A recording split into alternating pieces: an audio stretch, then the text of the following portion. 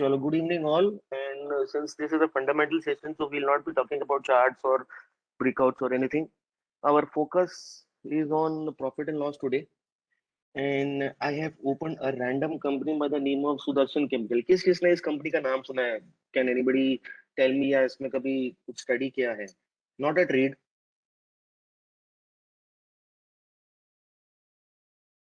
Okay, this company is a very big chemical company. Chalo, let's go to the profit and loss. So this is the profit and loss part of the company analysis. और अगर आप लोगों के पास किसी के पास screener का paid version है, so you when once you log in Screener, you get this segment called the product segment. In the product segment, this thing gives us the sales of all the components of the business, and this is from 2008. जैसे कि यहाँ पर pigments का cell करते हैं, other sales हैं, agrochemicals हैं, other operations हैं, ऑल दीज थिंग्स. कहीं कोई साल में उनका सेल्स था, कोई साल में सेल्स नहीं था. And if I click on the growth button, it gives me the year-on-year growth, which is very simple. Same way, it gives me the profits before tax. We'll discuss this in margin format, in the total amount format, and the growth format. Same way for capital employed.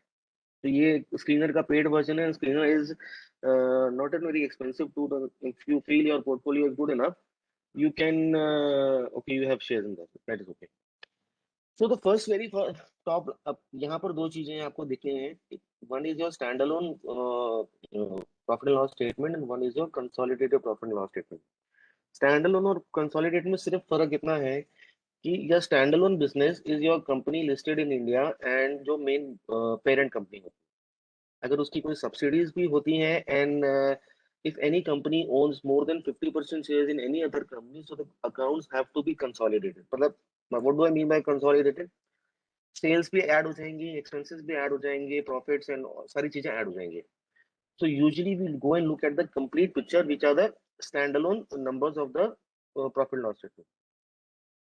तो this line is very simple. 2010 में sales were 580 crore, 2021 में sales are 1864 crore. So the sales have become मोटा मोटा 3.5 times in 10-11 years. ठीक है. Screen not visible. My screen is visible because Mazhar is typing screen not visible.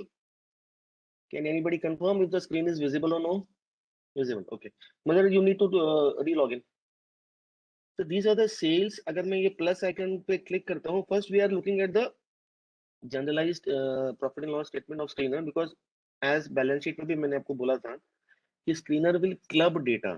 तो हमारे को यहाँ पूरी चीजें नहीं मिलेंगी, एक basic understanding मिलेगी.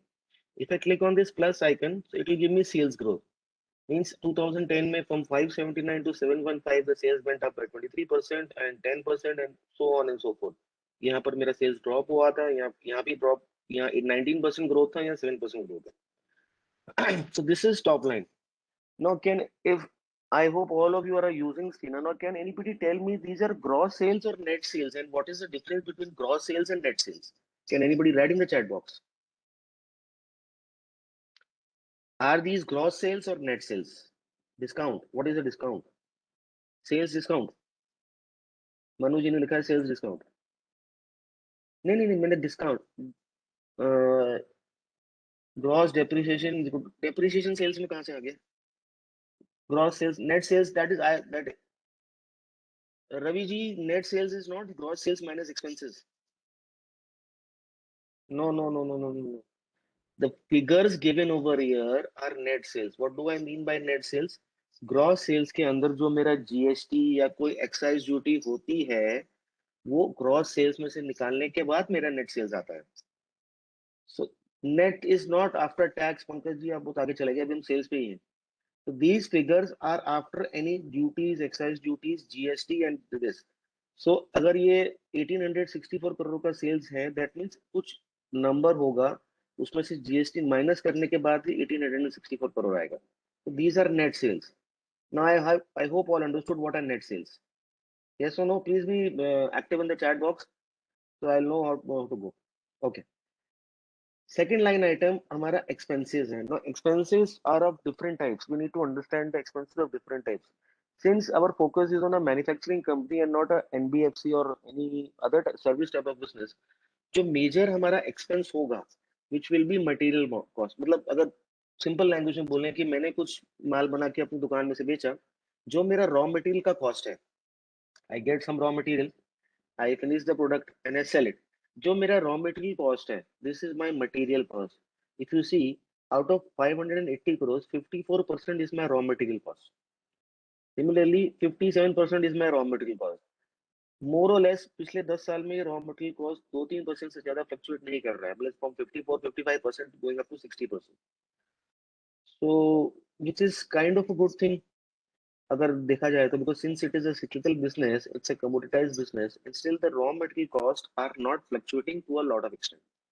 So what this tells me that somewhere this management, this business is putting pressure on the raw material suppliers, and उसने अपने rising inflation के साथ, अपने sales के साथ, अपने raw material cost को control करके रखा है. So this trend, मैं भी basic चीज देख रहा हूँ, this trend should be less, जितना कम फ्लक्चुएट करेगा उतना अच्छा. ऐसा नहीं है कोई यहाँ 50 हो जाए या 80 हो जाए या 40 रह जाए, तो वो बिजनेस के अंदर सस्टेनेबिलिटी हम लोग नहीं प्रिडिक्ट कर सकते, हम लोग उसको नहीं देख सकते कि वो कब उसका स्टॉक प्राइस बढ़ेगा, कब उसका स्टॉक प्राइस घटेगा. In 2015, if I had got vigilant eyes, so what would I do? I would open the annual report of 2015 and I would try and see कि यहाँ पर 61% है, यहाँ पर 54% है. ये 1, 2, 3, 4, 5, 6, इन 6 सालों में ऐसा क्या हुआ कि my raw material cost has gone up by 5-6%. तो अगर मैं यहाँ से लेके यहाँ तक की ये रिपोर्ट्स पढ़ता, तो मुझे ये चीज पता चलती, और यहाँ जाके मुझे एक जजमेंट ये होना जरूरी है कि will this raw material cost जो मेरी बढ़ी है वो एलिवेटेड लेवल्स पे रहेगी या आगे जाके कम हो जाएगी. सिंस यहाँ आगे जाके फिर धीरे धीरे कम हो गई, तो एक एसओआईसी का मैंने मीटिंग किया था कल, उसमें यही चीज था कि we have to give value to our time. अब ऐसा तो है नहीं कि हम 5,000 कंपनीज की 10 साल की रिपोर्ट्स पढ़ सके. हमारे को पढ़ना क्या है, हमारे को ये एनुअल रिपोर्ट्स पढ़नी है और ये रीजन ढूंढने की कोशिश करनी है कि ये रीजन सस्टेनेबल है या ये रीजन टेम्परेरी है. I hope I am clear कि where to look at certain changes in the numbers and focus on those raw materials and focus on those data pointers and try to find the reason. तो क्या हमारे को focus करना है, सब लोगों को समझ में आया कि नहीं आया इसमें? Guys please be active on the chat box. Second, no these are manufacturing cost. Manufacturing मतलब कोई भी मेरे मशीनिंग हो सकता है, कोई दूसरा प्रोडक्शन प्रोसेस हो सकता है, तो दीज आर मैन्युफैक्चरिंग कॉस्ट. तो इफ यू सी 57%, यहाँ पर डेटा कुछ करप्ट है, 57% मेरा रॉ मटेरियल कॉस्ट है, 10-11% मेरा मैन्युफैक्चरिंग कॉस्ट है. इन दोनों को मैं ऐड करता हूँ, इन दोनों को मैं ऐड करता हूँ. Please mute all some echoes coming, I am not getting an echo. इन दोनों को अगर मैं ऐड करता हूँ तो ये मेरा मेजर एक्सपेंसेस होता है. देन एम्प्लॉय कॉस्ट तो सबको पता ही है क्या होना चाहिए, बिकॉज हम लोग भी कहीं ना कहीं किसी न किसी कंपनी में एम्प्लॉय हैं, जॉब कर रहे हैं, तो ये एम्प्लॉयज की सैलरीज है which are on a very sustainable basis to 7-8%. That means management का एम्प्लॉय से रिलेशन अच्छा है, कोई ज्यादा स्पाइक नहीं हो रहा है इसमें. And these are some other cost जो एनुअल रिपोर्ट्स में जाके हम देखेंगे तो हमारे को इसकी डिटेल्स पता चलेंगी. So my 1205 crores of sales in 2015 minus that is some error, there is some glitch, वो मैंने बोला. Now this 1205 sales of 2015 minus all these costs, 1075 crores, it comes to one if मैंने 1205 में से ये subtract किया, my operating profit comes to 131. So can anybody tell me what else do we call operating profit? Operating profit को और क्या कहा जाता है in finance terms? No, it is not EBITDA. COGS, Vinay ji, COGS इन सारी चीजों को COGS कहा जाता है. GPM हो गया आपका sales minus material cost. Margin नहीं कहा जाता. Gross profit is sales minus material cost. Cash profit, अभी कैश पे तो हम आए ही नहीं, हरमीत जी को बता के चले गए आप. बॉटम लाइन ग्रोथ तो यहाँ फिर पैट को क्या बोलेंगे Ilyas ji? This is your bottom line. Operating profit को क्या कहा जाता है? No, it's not gross profit. Yes, it is EBIT. Aditya ने सेव ना, this is called earnings before interest and taxes. Why? because these are above the line expenses, not these are below the line expenses. ये सारे expenses हम देखेंगे क्या, no these are the operating profits. अगर आप कैलकुलेट करें कि एक साल से दूसरे साल या तीसरे साल ये ऑपरेटिंग प्रॉफिट कितनी स्पीड से बढ़ता जा रहा है as compare to sales, and these are the margins. अब देखने की बात ये है कि ये सिक्लिकल बिजनेस है। सिक्लिकल बिजनेस होने के बावजूद भी जो इसके ऑपरेटिंग प्रॉफिट मार्जिन्स है, यानी कि एबिट मार्जिन्स है, EBITDA is something else. Amol broad can continue, EBITDA is something else.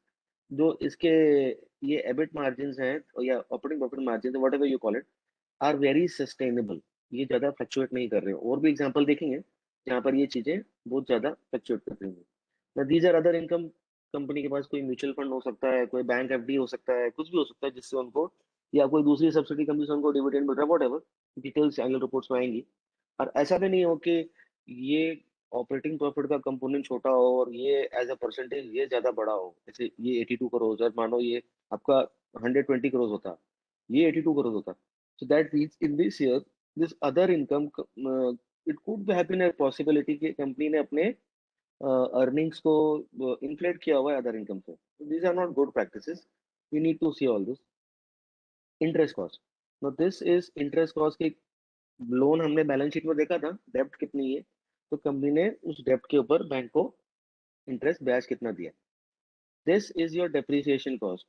Depreciation means मतलब बैलेंस शीट में जो भी मेरे ये एसेट्स खड़े हैं यहाँ पर, these are my fix assets. From 475 it went to 460, क्योंकि यहाँ इन्होंने कैपेक्स किया है। सी, फ्रॉम 327 टू 333 ये कैपेक्स किया है। ये सी डब्ल्यू आई पी यहाँ कैपेक्स में जुड़ गया, but this figure is after depreciation. If I go and expand this line, this gives me, this is my gross block, this is accumulated depreciation. Accounting एक बहुत ही stupid सी चीज है। Accountants लोग क्या करेंगे, आपको टोटल ग्रॉस ब्लॉक देंगे कि यार 2010 में मेरा फैक्ट्री थी, फिर ये मेरी फैक्ट्री हो गई, और ये डेप्रिसिएशन को साथ साथ में क्यूमुलेट जोड़ते जाएंगे। ऐसा नहीं कि यार ये मेरी स्टार्टिंग वैल्यू है, ये डेप्रिशिएट हुआ, ये बचा, तो ये स्टार्टिंग वैल्यू आ जाएगी। ऐसा नहीं करते, बस अलग अलग दिखाने के तरीके हैं। तो दिस इज डेप्रिसिएशन। इस ऑपरेटिंग प्रॉफिट में से मैं ये सारी लाइन आइटम्स माइनस करता हूँ, तो ये जाके मेरा बन जाता है, this is profit before tax. I hope यहाँ तक क्लियर है। I am not going too fast for everybody, please confirm me clear है। ओके, सुनील जी को क्लियर नहीं। सुनील जी, क्या डाउट है आपका, पूछ सकते हैं। Sunil sir, clear, okay good. ये मेरा टैक्स परसेंटेज है। इस टैक्स के अंदर भी कुछ झोल झपाटा होता है कंपनी का, वो देखते हैं। अब आप देखो, कभी तो ये टैक्स 33 हो जाता है, कभी 15 रह जाता है, फिर ये कभी 20 रह जाता है, कभी 24 हो जाता है, कभी 37 चल जाता है। तो can anybody tell me what is the standard tax rate? अभी जो फाइनेंस मिनिस्ट्री ने चेंजेस किए हैं उसके पहले what is the standard tax rate India के अंदर? वो तो अभी 25% उन्होंने अभी कर दिया है। पहले क्या था? हाँ, 30 था, उसमें प्लस 1-2% का कुछ सर्विस चार्ज लगता था अलग से। तो why the company is paying more? Why the tax rate 37 over year? क्या आपको ये डाउट्स रेज नहीं करता कि ऐसा कौन है जो टैक्स ज्यादा भरेगा? कि 33 okay, 29 okay, but why 15 over year? हाँ, हो सकता है defer tax asset, defer tax liability हो सकती है। वो पिछले सालों के एडजस्टमेंट, तो यहाँ कम पे किया, यहाँ ज्यादा करते, वो एडजस्टमेंट हो सकते हैं। That we have to go and see in the reports. ये सब करने के बाद ये हमारा आ गया बेसिकली, जिसके लिए सब वेट करते हैं, नेट प्रॉफिट। ठीक है।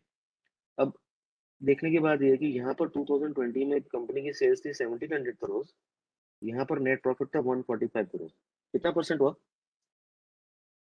इफ एनीबॉडी कैन कैलकुलेट, कितना परसेंट हुआ on a sales of 1700 crores? 8%. But here, on a sales of 1864 crores, the net profit is 141. ध्यान से देखिए, on a sales of 1700 crores, the profit is 145.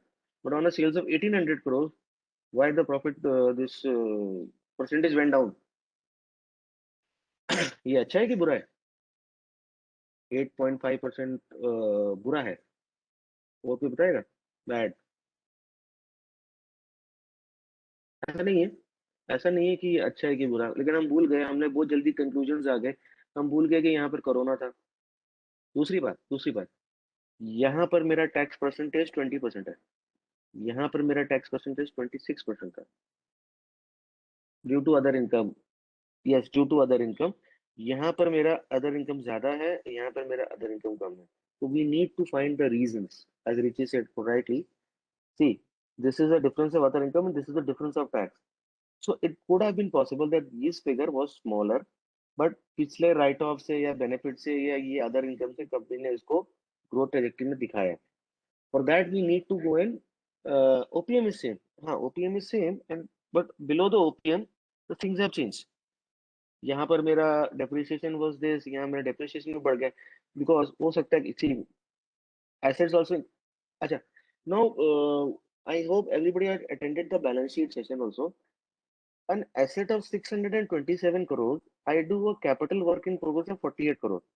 But in दोनों को मान लो ये complete हो गया, इन दोनों को मिलाने के बाद भी मेरा जो फिगर है that is 625 crore. Why so? Depreciation हमने देखा था पीएनएल के अंदर, डेप्रिशिएट होता है, एसेट वैल्यू नीचे जाती है। 627 में से मैंने स्टार्ट किया, depreciation reduce, yes, because this got depreciated and it value is 625। Discard नहीं Abhishek ji, it got depreciated, गल गया, एसेट्स गल गया, सड़ गया, खत्म हो गया। Okay, now this figure divide by my number of shares is my earnings per share. Very clear till here. And इस अर्निंग्स पर शेयर के अंदर से कंपनी ने इतना परसेंट पैसा पर शेयर अपने शेयर होल्डर्स को दे दिया। एसेट वैल्यू डेप्रिशिएट, वो डेप्रिशिएट हुआ इसलिए वो एसेट हो गया, वो लॉन्ग टर्म शॉर्ट टर्म की बात नहीं कर रहे हैं। तो आई होप ये बेसिक स्ट्रक्चर ऑफ जो प्रॉफिट लॉस स्टेटमेंट है ये सबको क्लियर है। ये dividend pay out, yes or no, कि कितना परसेंट डिविडेंड दे दिया कंपनी ने, ये एक बेसिक स्ट्रक्चर है। ओके, तो हम थोड़ा सा इसको एक टैबुलेटेड फॉर्म में देखते हैं और देखते हैं ना। सबको स्क्रीन दिख रहा है अंदर? मैंने एक एक्सेल शीट खोला है, this Excel sheet I have downloaded from screen. Okay, now see this. यहाँ पर मैंने सारा अपना सेल्स नंबर्स को डाला है। तो I am picking up all the data from the data sheet, this is my data sheet, I am picking all the data from here. ठीक है, तो these are my sales numbers, these are my sales growth. किसी साल में ज्यादा है, किसी साल में कम है, किसी साल में डी ग्रोथ है, this is my sales growth. And what I have done over here is I have taken last 4 TTM quarters. TTM means पिछले 4 क्वार्टर, वो हो सकता है 2 क्वार्टर इस साल के हो, एक क्वार्टर अगले साल का हो, पिछले 4 रोलिंग क्वार्टर्स के नंबर्स, जस्ट टू सी कि 2021 के बाद भी मेरा सेल्स ट्रेंड टीटीएम में क्या जा रहा है। जूम है उसके लिए, नाउ इट्स ओके, मैंने जूम किया। ओके, अब ये ग्रॉस प्रॉफिट है। ग्रॉस प्रॉफिट है, ग्रॉस प्रॉफिट मींस मेरा sales minus my raw material cost. जो हमने वहाँ material cost as a percentage देखा था, अगर मैं सेल्स में से अपना रॉ मटेरियल का कॉस्ट निकाल दूं, बाकी जो बचा वो मेरा ग्रॉस प्रॉफिट है। क्लियर? क्योंकि ये रेशियोज आपको काम आएंगे आगे चलते हैं। ग्रॉस प्रॉफिट क्या है सबको समझ में आया? तो प्लीज भी एक्टिव ताकि मैं आगे बढ़ पाऊँ। Okay, now this becomes my gross profit margin. ठीक है, सिंपल चीज है, हमको ज्यादा डीप में भी जानी नहीं। This becomes my gross profit margin. अब आपको अगर ये चीज ज्यादा फ्लक्चुएटिंग दिखती है, जैसे यहाँ पर 43% है, यहाँ पर 36% है, so why this gross profit margin in a matter of 2 years went down by 5-7 percentage? Because 43 में से मोटा मोटा अगर मैं 36 निकालता हूँ, so that is around मोटा मोटा 6-7 percentage। तो why? कंपटीशन की वजह से नहीं, higher raw material cost, because higher raw material cost and it might be possible that the company was not able to pass on the increased raw material cost to its buyer। ठीक है, higher raw material cost तो हमारे को समझ में आ गया, but क्या वो सवाल हमारे दिमाग में ये उठना चाहिए कि हमको ये पता करना है रिपोर्ट्स के अंदर कि क्या वो बढ़ी हुई कॉस्ट कंपनी आगे पास ऑन कर पाई, क्योंकि यहाँ तो ऐसा नहीं लग रहा। अगर ये पास ऑन कर पाता, यहाँ मेरा सेल्स ऊपर चला गया from 1282 crore to 1593 crore, but my gross profit margin has gone down. That means I must have sold more volumes, but I could not have increase the price of my number of units sold. So that means there is some pricing pressure on the raw material end, जो company को trouble देता रहता है. हो सकता है कि कुछ फॉरेन कंट्री से मैंने इंपोर्ट किया हो, कुछ फॉरेक्स का लॉस हो गया हो, या कुछ मेरे रॉ मटेरियल की कॉस्ट बढ़ गई हो, जो मैं अपने बायर को कन्विंस नहीं कर पाया कि तू मेरे से बड़ी हुई कॉस्ट पे मटेरियल खरीद. So in spite of this sales going up, देखो यहाँ माइनस था, यहाँ 3%, 19%, in spite of sales going up, my margin, raw material cost बढ़ी और मेरा मार्जिन गिर रहा था. तो this could be a sign of trouble, could be not. देखते हैं आगे. Okay, what is the difference between operating profit and gross profit? Anybody can tell me in the chat box. Operating profit और gross profit का difference क्या हुआ? Tax, Srividya madam नीचे है. Tax is here. We are just above the line. Yes. If you go to the data sheet, आप देखो sales minus my raw material cost and my change in inventory. इसमें से मैंने ये दो आइटम माइनस करे तो मेरा आ गया ग्रॉस प्रॉफिट. उसके बाद ग्रॉस प्रॉफिट में से मैंने ये power and fuel, manufacturing, employ, selling और ये अदर एक्सपेंसेस माइनस करी, तो मेरा आ गया ये operating profit. So these are things, मतलब ये तो मेरा सिर्फ as compare to my raw material, और ये जो है बिजनेस के सारे बाकी के खर्चे निकाल के. Now why I have kept other income line after deducting all the expenses is to see, this line is just to see what is the core operating profitability of the business. अब वैसे वो sales में other income add करते हैं और वहां से खर्चे निकालते हैं. मैंने अदर इनकम जान करके नीचे रखा हुआ है. Now if you see this 15%, now this data will match your screener data, जो हमने यहाँ देखा था 13%, 15%, 15%. Okay, so that is why Steiner also does this, and I also try to do this. इन सेल्स के अंदर अदर इनकम ऐड नहीं करते, जस्ट टू सी कि बिजनेस का कोर ऑपरेटिंग प्रॉफिट क्या है. अगर मैं यहाँ देखता हूँ कि 15% मेरा ऑपरेटिंग प्रॉफिट था, यहाँ 13% रह गया. Why? Because my gross profit margin have gone down, raw material issue. But again this gross profit margin have gone up to 45%. Other income might include non-recurring or other, yeah, it might include non-recurring items that we have to go and check. GP minus other expenses equal to gross profit. जो भी आपके P&L में statement, आपको gas work करने की जरूरत नहीं, सब मिलेगा P&L स्टेटमेंट में. नाउ अभी एक चीज और, आपका एबिट जो है, actually your EBIT is this, because इसके अंदर आपका ये अदर इनकम जुड़ गया. But I have kept operating profit and EBIT का मतलब एक ही होता है. कोई इसमें कोई अलग अलग मतलब नहीं होता. एक में से मैंने अदर इनकम हटा के रखी है, एक में मैंने अदर इनकम जोड़ के रखी है. ठीक है, तो this includes the other income, this does not include other income. This is my EBIT. Again EBIT margin हो गया. This comes again your interest cost as per जो आपके बैलेंस शीट है. This comes as your depreciation, जो भी आपको depreciation है. आप साथ में देखेंगे ये लास्ट 4 क्वार्टर्स का भी डेटा इसमें साथ साथ में कैलकुलेट होता जा रहा है. ये मेरा पीबीटी आ गया. Then comes the PBT margins, profit before tax. इसमें से टैक्स निकला, टैक्स कितना परसेंटेज है, profit after tax, net profit margin. ठीक है. एंड उसके बाद एक चीज और इसमें देखनी, आप देखो कि 6 साल हो गए इस कंपनी को, मार्जिन यहाँ पर 3-4% है. Not they are sustaining at 8%. ठीक है, मोटा मोटा जो these figures are rounded off figures, वो 7.56 और 8.5, वो सब चीजें इसमें नहीं आएंगे. These are rounded off figures. So clear till here. हाँ, EBIT minus other income gives the clear picture, right. So मैंने सिर्फ डेटा को एक टैबुलेटेड फॉर्म में अरेंज करके रखा है, nothing great in it.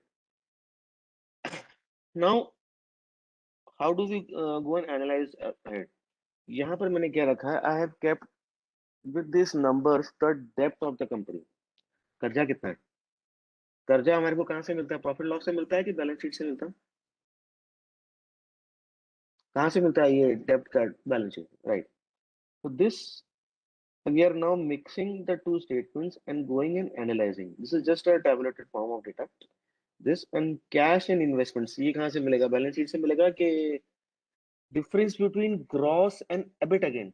Gross profit margin Neeraj ji आपका सेल्स माइनस आपकी कच्चे माल की कॉस्ट, और ऑपरेटिंग में क्या हो गया कि सेल्स माइनस सारी कॉस्ट। सारी कॉस्ट में आपका एम्प्लॉय भी हो गया, पानी का लाइट का बिल भी हो गया, आपके अदर एक्सपेंसेस, सारी चीजें होगी।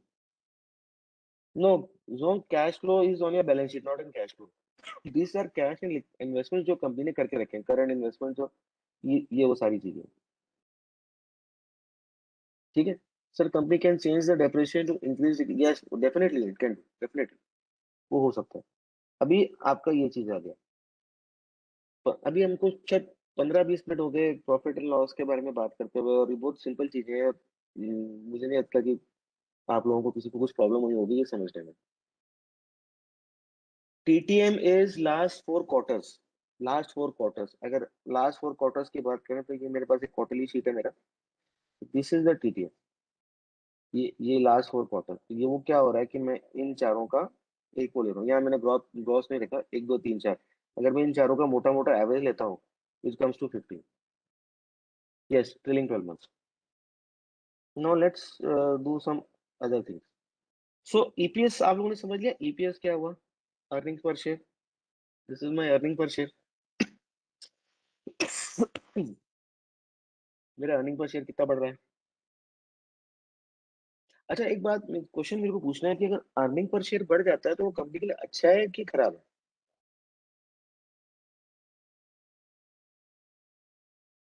वाओ, बड़े शायद अच्छा है, गुड है, गुड है। बाकी लोग प्लीज कोलैबोरेट, एक बहुत इंटरेस्टिंग क्वेश्चन है, मजा आएगा इसके बारे में डिटेल्स जान के। अर्निंग पर शेयर बढ़ जाता है तो शेयर मेरा रॉकेट हो जाता है, सबने गुड लिखा। नहीं नहीं, इक्विटी डायल्यूशन की बात ही नहीं कर रहा है। इक्विटी डायल्यूशन करोगे तो अर्निंग पर शेयर गिरेगा ना। Only one I see Richie Arora is no, बाकी सब ने गुड लिखा, सब ने गुड लिखा है। Moderator if you could please unmute Richie Arora and I like to hear the views why he says no, बाकी सब ने गुड लिखा।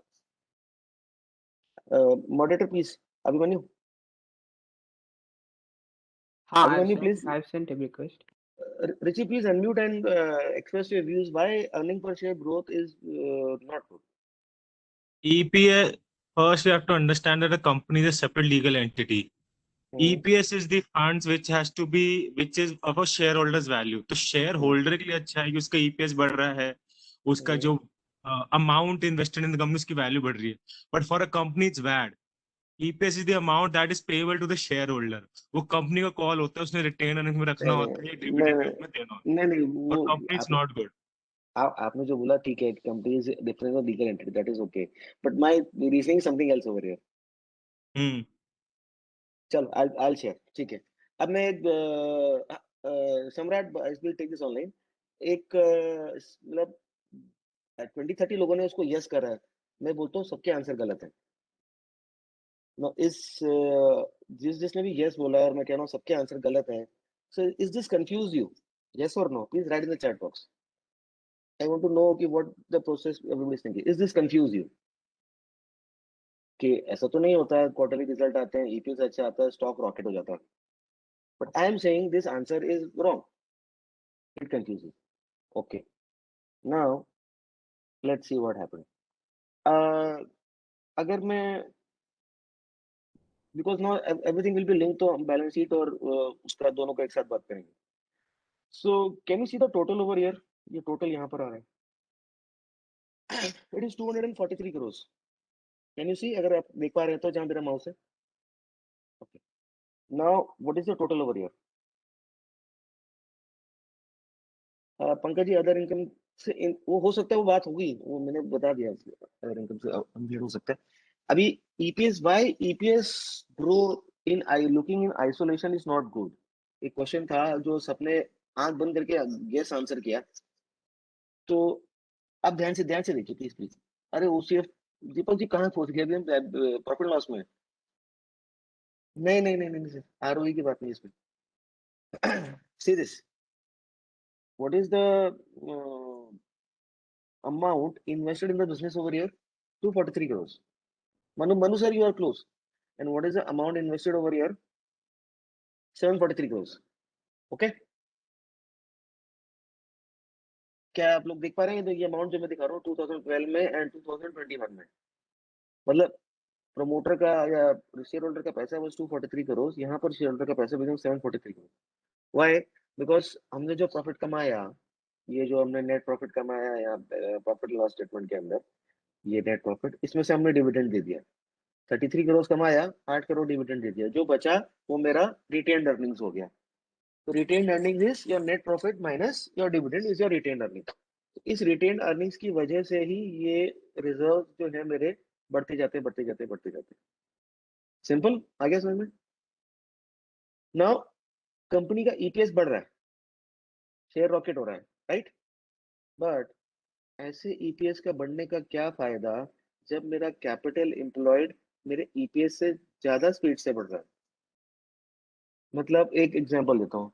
मतलब आप सोचो कि आप मानो कि दो दोस्त हो, आप दोनों ने बैंक में एफडी कराई, जॉइंट अकाउंट है आपका, और आपने मानो कि 10 लाख रुपए की एफडी कराई। Just for the sake of calculation हम सिंपल रखते हैं, और बैंक आपको साल में 10% का इंटरेस्ट देता है।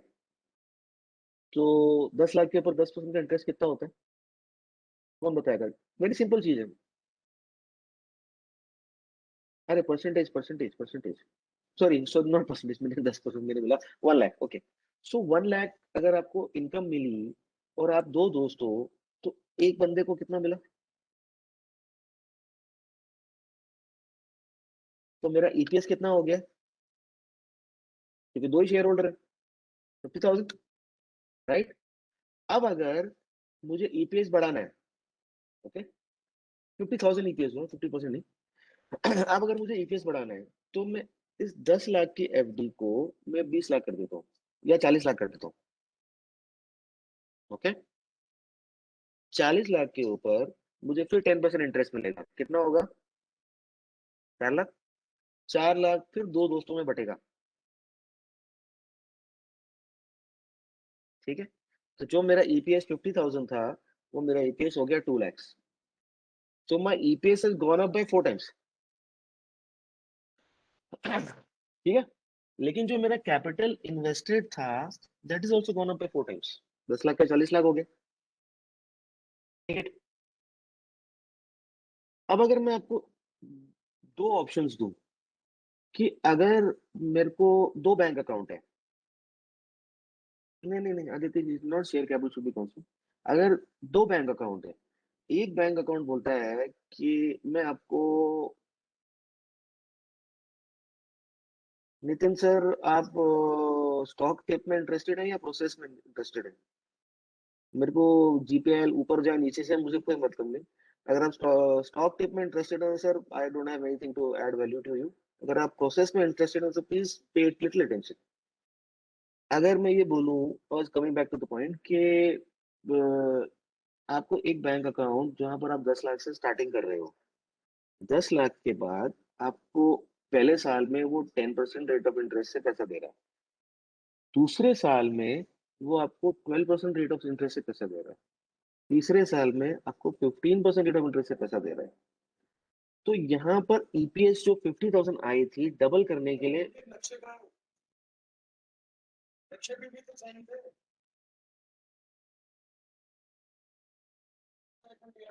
ये बढ़ेगा, दे दो उसको, मैं मीटिंग में था ना, वो बोला मैंने। ये लो, दोबारा जाना पड़ेगा, जाना ही पड़ेगा।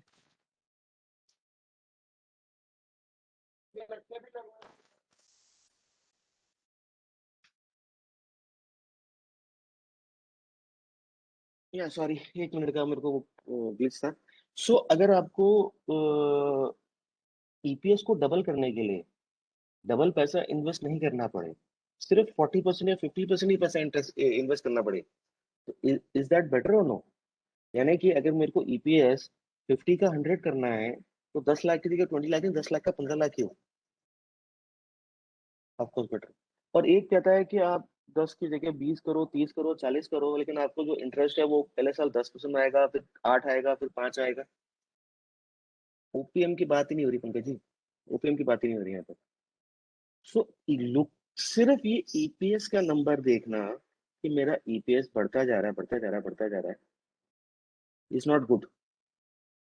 इस ईपीएस के साथ मेरा कैपिटल एम्प्लॉयड कितना बढ़ रहा है, एंड ये मेरा कैपिटल एम्प्लॉयड है। What is my capital employed? My capital employed in this case, I have taken share capital, reserves and borrowings. 1, 2 and 3. ये तीनों चीजें मैंने ऐड करी. So here my capital was 533 crores and here my capital is 1234 crores. Yes, EPS growth greater than capital employed growth is a better thing. तो यहाँ मेरा 533 करोड़ से मेरा कैपिटल हो गया 1234 करोड़. अगर मैं इसका केगर निकालता हूँ, जो पिछले 10 साल में मेरा जो कैपिटल एम्प्लॉयड बढ़ा है वो बढ़ा है 9% से. ओके, इसी पीरियड में अगर मैं पैट ग्रोथ लूँ या ईपीएस ग्रोथ लूँ, एक ही बात है. मतलब मैंने प्रॉफिट में से अपने नंबर ऑफ शेयर्स को डिवाइड किया तो ईपीएस आ गया, या पैट ले, एक ही बात है. My PAT has grown at the rate of 15%. यानी कि I had to invest less in the business to earn more, right? So now this EPS is better or no? Sudarshan Chemicals better ना?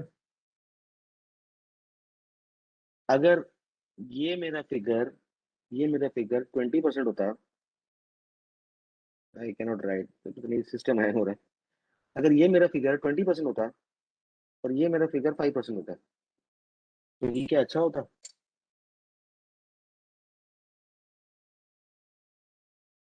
तो I think ये सबके लिए थोड़ा छोटा सा लर्निंग था कि not only to look at EPS in isolation, you have to look EPS with the amount of capital employed in the business, right?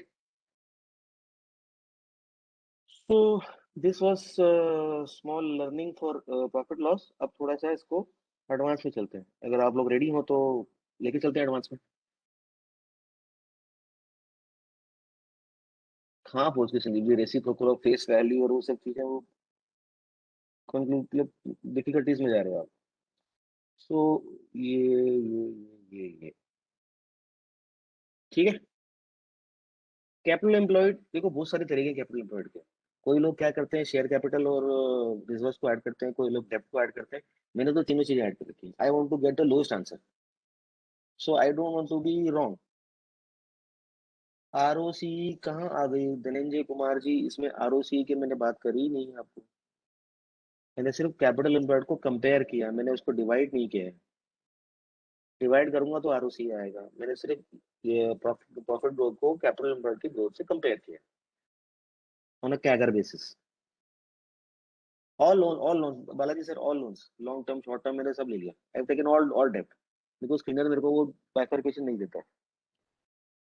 ठीक है. अभी स्क्रीनर में एक प्रॉब्लम है. स्क्रीनर हमारे को ये बैलेंस शीट में से ये जो ट्रेड पेएबल्स है, these are the current liabilities, ये डेटा नहीं देता है. तो what I do is I copy this data and put it over here. Since ये 2012 है, 2012 से ये मैंने सितंबर बैलेंस शीट का रखा है. ये एक्चुअली ये वाला सेल जो है ये कैलकुलेशन में नहीं है. So now what will happen? This will calculate my working capital. Working capital is current assets minus current liabilities, inventories, trade receivables and cash minus my current liabilities. तो ये शीट मेरे को यहाँ पर वर्किंग कैपिटल कैलकुलेट करके दे देगी. ऐसे समझ में आ गया सबको वर्किंग कैपिटल क्या है? Current assets minus current liabilities. Formula सारी फाइनेंस बुक्स के अंदर है. Now this is the change in working capital. थोड़ा सा ट्रिकी कंसेप्ट है ये. What is the change in working capital? Can anybody tell me why these figures are plus over here, minus over here, plus? Why ये सीधे सीधे figures क्यों नहीं, ऊपर नीचे क्यों है? यस, लास्ट ईयर से कंपेयर. और माइनस फिगर का क्या मतलब है और प्लस फिगर का क्या मतलब है? माइनस फिगर का क्या मतलब है और प्लस में थोड़ा जूम करता हूँ. विशाल जी, मैंने एडवांस कस्टमर्स लिया ही नहीं है, मैंने सिर्फ करंट लायबिलिटीज लिया है. Minus is good, right? Because minus figure का ये मतलब है कि वर्किंग कैपिटल से मेरा पैसा रिलीज हुआ. सिंस रिची सेड कि company is an individual in eyes of law, यहाँ पर आप देखेंगे वर्किंग कैपिटल वाज 448 crores. ये इज 348 crores. इस साल में मेरे को 99 crores फ्री हुआ है. नेगेटिव मैंने एडवांस लिया ही नहीं, नीति सर, यहाँ पर एडवांसेस मैंने लिए ही नहीं. और इस साल में 60 करोड़ मेरा वर्किंग कैपिटल में फंसा है। तो plus is bad, minus is good, but ये साल दर साल फ्लक्चुएट करता रहेगा। Now comes the real good part. Can you see this defensive income statement? सबको दिख रहा है डिफेंसिव इनकम स्टेटमेंट? क्या कभी आप लोगों ने पहले इसका नाम सुना है? What is the defensive income statement? चलो देखते हैं। The meaning of defensive income statement is to check कि क्या मैं अपने बिजनेस को सेल्फ फंड कर सकता हूँ, हाँ कि ना। सेल्फ फंड कर सकता हूँ, हाँ कि ना, मतलब क्या मुझे बैंक का लोन लेने की जरूरत पड़ेगी कि हाँ कि नहीं, अपने सस्टेनेबिलिटी को रखते हुए। ठीक है, इसका मतलब ये है। तो यहाँ पर हम क्या करते हैं, अगर किसी ने कैश फ्लो पड़ा है तो that is well and good. हम लोग यहाँ पर क्या करते हैं कि cash flow from operating activities, जो कि मेरा ये स्क्रीनर में ये लाइन है डेटा शीट में, ये लाइन मैंने उठा के, ये वाली लाइन मैंने यहाँ रखी है, cash flow from operating activities. Okay, इसमें से मैंने क्या किया है, I have put investments in fix assets. Now where do I get this investments in fix assets? अगर मैं स्क्रीनर देख रहा हूँ, I go to cash flow, ये जो मेरा लाइन है, this is my cash flow from operating activities. This, ये जो मेरी लाइन है, दीज आर माय फिक्स, ये इन्वेस्टिंग एक्टिविटीज। इसमें जो पहली पहली लाइन आएगी, these are my investments in fix assets. Balance sheet नहीं, Deepak ji, cash flow. These are my investments in fix assets. तो कंपनी यहाँ पर डेटा देती है फिक्स एसेट्स परचेज। ठीक है, अब आप देखोगे कि ये जो नंबर है 120 करोड़ का, इसमें क्या है कि मेजर नंबर ये फिक्स एसेट्स है। बाकी छोटा मोटा कोई प्लस माइनस कोई छोटे छोटे नंबर्स होंगे, और अक्सर बैलेंस शीट्स में यही होगा, सॉरी कैश फ्लोज में यही होगा कंपनीज में। So what I am doing is, since screener will not give you this bifurcation, अभी वो बना रहे हैं कुछ अपना एक्सेल का सेटिंग बना रहे हैं, ये बाइफरकेशन हमारे को मिलती नहीं है। तो I am picking up this data. तो this data is comes here from 2012 in the cash flow statement. मतलब what I am doing is, क्या कंपनी के पास इतना कैश आया जिससे वो अपने इन्वेस्टमेंट्स में इन्वेस्ट कर सकता है, हाँ कि ना? सिंपल सा सवाल। अगर क्लियर है तो मैं आगे बढ़ूँ, क्योंकि थोड़ा सा टिपिकल होएगा आगे चल के। मतलब कितना मेरे पास कैश है, मैं यहाँ प्रॉफिट की बात नहीं कर रहा हूँ, कैश रियलाइजेशन कितना हुआ, क्या मैं उससे अपने फिक्स एसेट्स खरीद सकता हूँ कि नहीं। अब ये जो मैंने फिक्स एसेट्स के नंबर्स यहाँ रखे हैं, दिस कैन बी थोड़ा सा लेस और थोड़ा सा more, but I have taken the total value.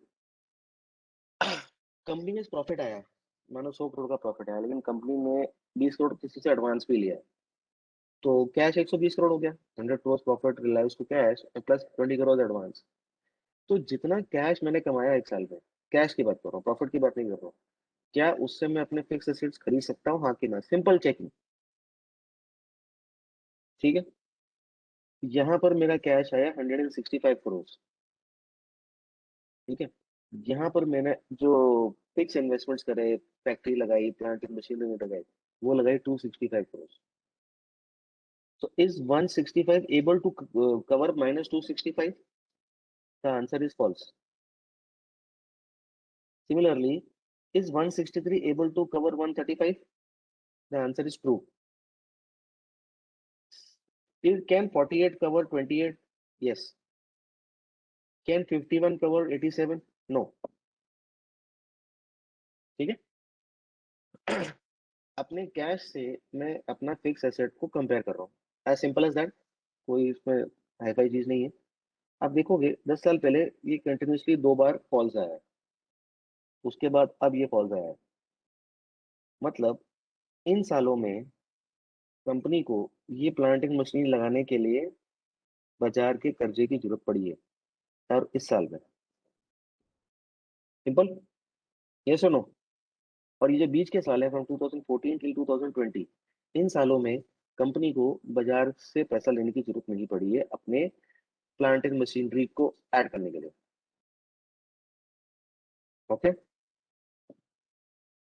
अब अगर आप लोगों में से कोई बिजनेस ओनर है तो मुझे बताएगा, जिसकी कोई फैक्ट्री हो या कोई प्लांटिंग मशीनरी, तो कोई भी बिजनेस ओनर हो, तो मेरा एक सवाल है, कंपनी आपको यहाँ पर फिक्स एसेट्स परचेज बता रही है, ठीक है। और बैलेंस शीट मुझे ये कह रही है कि मेरे जो, सॉरी, मेरा प्रॉफिट लॉस मुझे ये कह रहा है कि मेरे जो एसेट्स हैं वो डेप्रिशिएट भी कर रहे हैं, ठीक है। मान लो यहाँ मेरे 50 करोड़ के एसेट्स डेप्रिशिएट कर रहे हैं, लेकिन फिर भी मैं अगले सालों में सेल्स कर रहा हूँ। अगर मेरी फैक्ट्री यहाँ खत्म हो गई 50 करोड़ से और मैं सेल बढ़ा रहा हूँ, तो इसका मतलब ये जो डेप्रिशिएट हो गए एसेट्स 48 करोड़ से या 50 करोड़ से, मैंने इनको मेंटेनेंस कराया होगा, प्लांट अपनी मशीन्स की मेंटेनेंस कराई होगी। लेकिन जो कंपनी मेरे को डिटेल दे रही है, यहाँ पर मेंटेनेंस की कोई डिटेल ही नहीं है, राइट। तो अगर मेरे को अपना सेल्स को मेंटेन रखना है, धंधे को बढ़ाना है, और 50 करोड़ से हर साल मेरी फैक्ट्री खत्म होती जा रही है, तो मुझे इन मशीन्स के ऊपर 50 करोड़ की रिपेयर एंड मेंटेनेंस करानी पड़ेगी। लेकिन मेरे पास डिटेल्स ही नहीं है, एनुअल रिपोर्ट में भी नहीं मिलेंगी। हाँ कि नहीं, सवाल खड़ा होता है। तो इस फिगर के अंदर, अब आपको ये बात समझ में आई कि इस फिगर के अंदर ये जो परचेज ऑफ फिक्स एसेट्स है, हो सकता है कोई मशीन हो, उसमें कोई बेरिंग चलना हो, कोई कन्वेयर बेल्ट लगानी हो, कुछ जैसे जैसा बिजनेस हो। तो इस फिगर के अंदर कुछ पोर्शन आपका मेंटेनेंस कैपेक्स है, मेंटेनेंस इन्वेस्टमेंट है, जो आपने अपने प्लांट एंड मशीनरी को मेंटेन किया है। और कुछ पोर्शन ऐसा है जो आप अपनी नई मशीन लगा रहे हो। सो ये 121 के अंदर ऐसा भी हो सकता है कि 20 करोड़ आपका मेंटेनेंस हो और 100 करोड़ आपने अपना धंधा बढ़ाया हो, राइट और रॉन्ग। प्लीज भी quick on the chat box, तो ये रात भर लगने वाली है सेशन में, ठीक है। अब मुझे तो नहीं पता कंपनी कितना मेंटेनेंस है, क्या है क्या नहीं। तो 2013 में देखता हूँ कि 26 करोड़ का मेरा जो डेप्रिसिएशन है। तो 26 करोड़ के डेप्रिसिएशन को, मैम ये पॉसिबल है, ऐसे ही होता है। 26 करोड़ के डेप्रिसिएशन, मतलब 26 करोड़ से मेरी प्लांट एंड मशीनरी कम हो गई, तो मोटा मोटा मुझे 26 करोड़ का इन्वेस्टमेंट करना पड़ेगा to make that plant and machinery back to working stage, repair maintenance करा के या कुछ उसका कंपोनेंट या पार्ट चेंज करा के। इन 2013 this was 26 crores, so in 2013 this is 121 crores। तो मोटा मोटा 25-26 करोड़ तो इसमें मेंटेनेंस है, राइट और नॉट।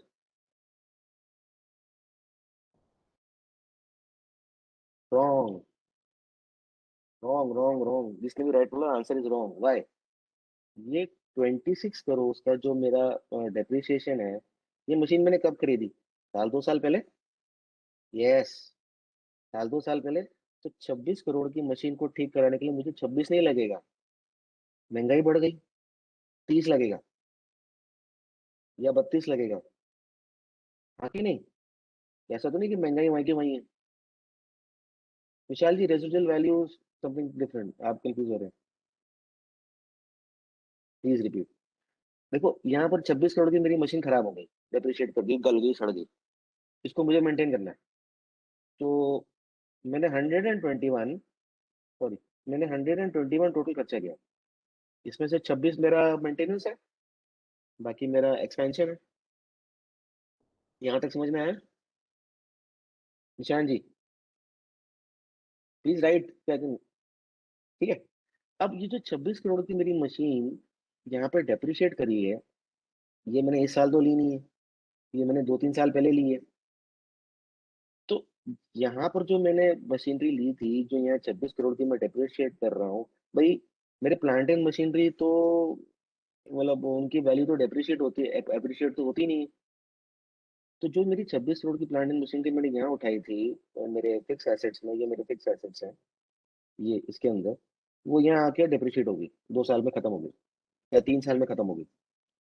तो इस 26 करोड़ की मशीन को वापस खड़ा करने के लिए मुझे 26 नहीं लगेंगे। मुझे, नहीं नहीं इंद्रमोहन सर, ये it's not an accounting entry, मैं आपको रीजन समझा रहा हूँ। अकाउंटिंग एंट्री तो वो अलग चीज होगी। इस 26 को अगर मेरे को मेंटेन करना है, so I have to spend little more, because 2 साल में 3 साल में महंगाई भी तो बढ़ गई। तो it is a tentative good figure कि इस फिगर को आप 125% ले लो। हाँ, spend more because inflation is gone up. इस 26 को आप 125% ले लो। So what is 125% of 26? What is 125% of 26? Can anybody tell me? 33। So out of this 121, if I reduce 33, 32.30, वो एग्जैक्ट फिगर नहीं है। अगर मैं इस 121 में से मैं 33 तो मेरा मेंटेनेंस कॉस्ट हो गया, बाकी कितना बचा? 88। So this 88 is my expense, मतलब मैंने कोई अपना नई मशीन लगाई फॉर एक्सपेंशन, धंधा बढ़ाने के लिए। ओके, बट अगर आप यहाँ देखो तो मैंने यहाँ पर कितना फिगर लिया है? 83। मोटा मोटा, नथिंग इज फिक्स्ड। मेरी कैलकुलेशन अलग हो सकती है, आपकी कैलकुलेशन अलग हो सकती है। ठीक है, तो दिस इज योर, कहीं कहीं हो सकता है कैलकुलेशन नंबर कम भी हो। गुड ऑप्शन इज आप क्या कर सकते हैं इसमें, ये पूरा का पूरा फिगर उठा सकते हैं, ये वाला फिगर, ये पूरा पूरा फिगर उठा सकते हैं, and you can put it over here. Now we are comparing the cash flows with our growth capex. अगर मैं एक्साइटेड होकर मशीन्स बढ़ा रहा हूँ तो क्या मेरा कैश फ्लो उसको सपोर्ट करता है, हाँ कि ना? Now is the answer true और false. Clear? I can take my total capex also over here. If I take a total capex, then that will be more better ना, कि मुझे मेंटेनेंस भी कराना है और धंधा भी बढ़ाना है। और उसके बावजूद में मैं अपने कैश फ्लो से इसको कंपेयर करूँ तो कवर कर रहा है कि नहीं, दोनों ही तरीके। Clear everybody? Please be active so I will move forward. It's already 50 minutes I hope. Then this is simple. मेरी नेट सेल्स कितनी हुई, सेल्स कितनी बढ़ी। Now what is this? मैंने वर्किंग कैपिटल कैलकुलेट किया था, मैंने आपको बताया था, मैंने करंट लायबिलिटीज यहाँ पर कॉपी पेस्ट करी है स्क्रीन से। मैंने वर्किंग कैपिटल कैपिटल जो है कैलकुलेट किया। यहाँ पर मेरा working capital was 40%, 44%, which is gone down to 24%। Is it a good thing और बैड थिंग? वर्किंग कैपिटल कम हो गया, good thing. Now comes the calculation. ये मेरा सेल्स है, इसमें से मैंने सीओजीएस निकाल दिया, जितने भी मेरे खर्चे सब मैंने निकाल दिए। इसके बाद मैंने निकाला investments in fix assets. What are the investments in fix assets? It is this figure, जो कैश फ्लो का फिगर है, minus K 26 is minus depreciation होगा। Data sheet K 26 minus depreciation, C, minus minus depreciation. तो यहाँ पर मैंने क्या किया है, सॉरी, यहाँ पर मैंने क्या किया है, I have taken this cash flow का इन्वेस्टिंग वाला आइटम, इसमें से मैंने डेप्रिसिएशन निकाल दिया है, and this is my investments in fix assets. तो डेप्रिसिएशन मैंने क्या माना है, वो डेप्रिसिएशन माना है मैंने, जो मेरे खर्चे मैंने इन्वेस्टमेंट वो जो किया अपने रिपेयर एंड मेंटेनेंस के लिए किया। बाकी जो इन्वेस्टमेंट किया मैंने वो मेरे ग्रोथ के लिए किया। तो सेल्स में से मेरे जो बिजनेस चलाने के खर्चे हैं वो निकाल के, जो मेरा ग्रोथ कैपेक्स है, this is my growth capex now. धंधे को बढ़ाने के लिए मैंने क्या कैपेक्स किया, क्या वो मैं सेल से कवर कर पा रहा हूँ कि नहीं कर पा रहा हूँ? Accumulation cash on account of is not being considered. Cash on account में समझा नहीं निर्मल जी, आपको क्वेश्चन क्या है? Accumulated cash on account of depreciation. Why will depreciation give me cash? Depreciation is not a cash accumulation of books, depreciation is a accounting entry. इसमें मुझे cash तो मिलता ही नहीं है। I think there is some confusion on your part. Depreciation is will not give you cash. So coming back to the point, sales में से मैंने मेरा खर्चा निकाला और यहाँ मैंने अपना इन्वेस्टमेंट इन फिक्स कॉस्ट निकाला, sorry investment in fix capital, यानी कि मेरा plant and machinery. Next comes my changes in working capital, जो हमने ऊपर कैलकुलेट किया था। क्या मेरा पैसा यहाँ फंसा, निकला, जो भी हुआ, तो sales minus COGS minus investment in fix assets minus investments in working capital minus taxes, तो मेरा एक्चुअल प्रॉफिट निकल के आया ये सारे खर्चे निकलने के बाद, और ये मेरा फ्री प्रॉफिट है। मैंने अपना एक्सपेंशन भी कर लिया, वर्किंग कैपिटल भी कंसीडर कर लिया, टैक्स भी दे दिया, बाकी के खर्चे भी कर लिए। उसके बाद ये मेरा प्रॉफिट आ गया, divide by number of shares, this becomes my defensive EPS. So basically what is defensive EPS? Defensive EPS means क्या मैं अपने fixed assets and working capital का इन्वेस्टमेंट प्लस माइनस करने के बाद भी मेरा ईपीएस क्या आ रहा है। Okay, this is my defensive EPS. Something new, कभी हमने सोचा ही नहीं इस बारे में। हम वो जो कैपेक्स करते हैं उसको कैश फ्लो में देखते हैं, कभी उसको प्रॉफिट एंड लॉस के कंटेक्स्ट में देखा ही नहीं, कभी समझा ही नहीं कि यार ये भी एक तरीका हो सकता है। एकदम नया था, चलो गुड। सब लोगों के लिए ready to make sense, because कमाई का मतलब ये तो नहीं कमाई तो वापस एक्सपेंशन में लग जाती है, मेंटेनेंस में लग जाती है, जिसको माल दिया वो पैसा नहीं देता, सारी चीजें कंसिडर करनी पड़ती हैं। तो बाकी जो बचा शेयर होल्डर के लिए यही तो बचा, कॉस्ट ऑफ गुड्स सोल्ड, सारे खर्चे, cost of goods sold, sales, ये जो कॉस्ट ऑफ गुड्स सोल्ड हमने यहाँ देखा था, this sales minus raw material cost minus other खर्चे, cost of goods sold. So this becomes your defensive EPS. Should I proceed? Okay, now comes the next concept. Now comes the next concept is the enterprising EPS. अभी defensive EPS का यहाँ खत्म हो गया, ये मेरे को सिर्फ एक ईपीएस मिल गया जो मेरी कैलकुलेशन हो गई मोटा मोटा, but this is not a precise calculation. Defensive EPS increasing, defensive EPS it should not be below zero. वो बढ़े घटे वो मैं नहीं देख रहा, it should not be below zero. अगर वो जीरो के ऊपर है that means I am able to self fund my self. Whether loan for capex is considered, see loan for capex is considered नहीं, मैं तो सिर्फ अपने सेल्स में से ये सब चीजें दिखा रहा हूँ। यहाँ मैंने लोन कहाँ बोला आपको? लोन के बारे में मैंने बात ही नहीं करी। मैं तो अपने सेल्स में से उस कैपेक्स को कंसिडर कर रहा हूँ, मैंने लोन की बात ही नहीं करी आप बालाजी से। Benefit of defensive EPS that means you are able to self fund yourself. आपको बैंक लोन की जरूरत पड़ेगी कि नहीं पड़ेगी, ये आप खुद के इंटरनल जनरेशन से ही अपना बिजनेस चला पाओगे, that is the benefit.